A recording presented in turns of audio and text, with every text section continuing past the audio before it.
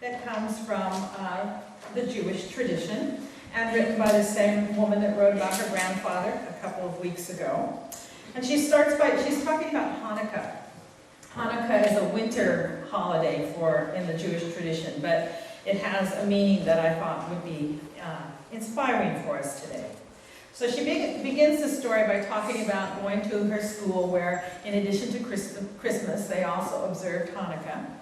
And she talks about what her teacher has said about the historical context for Hanukkah.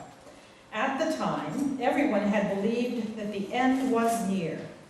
Once the lamp in the temple went out, God would abandon the Jewish people and they would be lost. But the lamp continued to burn even though they had run out of oil for 8 days. And the Maccabees, who were the Jewish leaders at the time, triumphed over their enemies.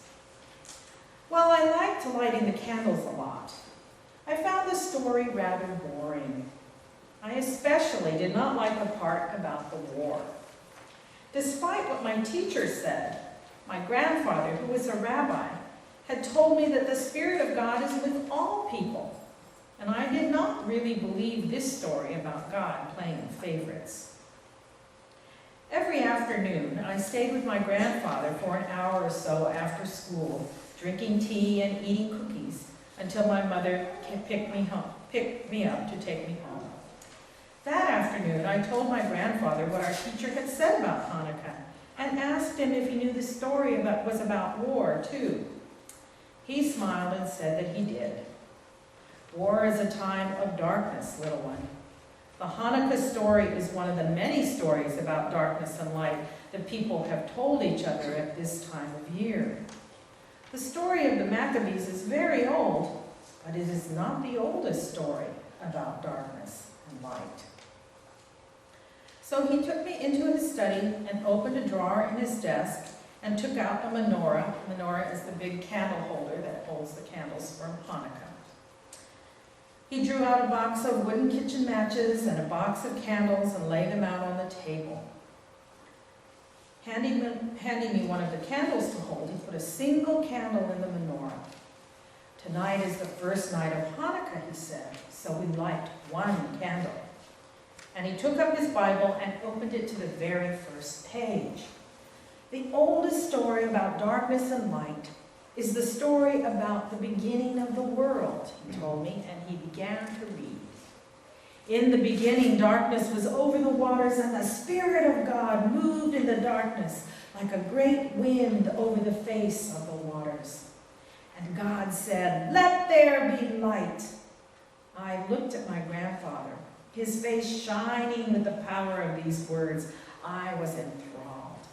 This is how the world begins, he told me. Life and all of its blessings begins with God's gift of light. Now, he said, I will turn out the lamps and there will be darkness, just like there was in the beginning. We will see what it is like to receive the gift. At this time, I was afraid of the dark, and the thought of turning out the lights was not easy for me. Will you stay right with me here in the dark, Grandpa? I said a little shakily. Of course, he said. I will be here and God will be too. Tell me when you're ready to start. When I nodded, my grandfather reached behind him and turned out both the lamps. The old study was a room without windows, lined floor to ceiling with books. It was very dark indeed. After a minute or so, my grandfather struck a match and lit the candle I was holding. It did not give much light. I could barely make out the menorah on the table. The rest of the room was filled with shadow. Tomorrow, he said, we will light another one. The next afternoon at sunset, we sat together in the darkness again. This time my grandfather placed 2 candles in the great candlestick. When he lit my candle, I carefully lit the 2 candles from its flame, first one and then the other. We sat and watched the 3 of them burning for a long time. We did this every day of the week. As the days went by, I lit 3, then 4 candles, until on the final day I lit all 7 candles with my candle, and the room was filled with light. I sat back and looked at the menorah with all its candles burning.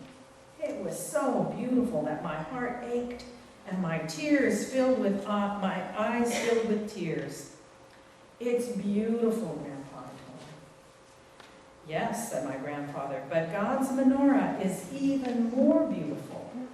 God's menorah is made of people, not candles. Puzzled, I looked at him. He said, the story of Hanukkah says that God's light burns in the darkness even without oil, and it is so. That is one of the miracles of the light. But there is more. There is a place in everyone that can carry the light. God has made us this way. When God says, let there be light, God is speaking to us personally. He is telling us what is possible, how we might choose to live. But one candle does not do much in the darkness. God has not only given us the chance to carry the light, but God has made it possible for us to kindle and strengthen the light in one another, passing the light along. This is the way that God's light will shine forever in the world. After many years, I found that we often discover the place in us that carries the light only after it has become dark. Sometimes it is only in the dark that we know the value of this place. But there is a place in everyone that can carry the light. This is true. My grandfather said so.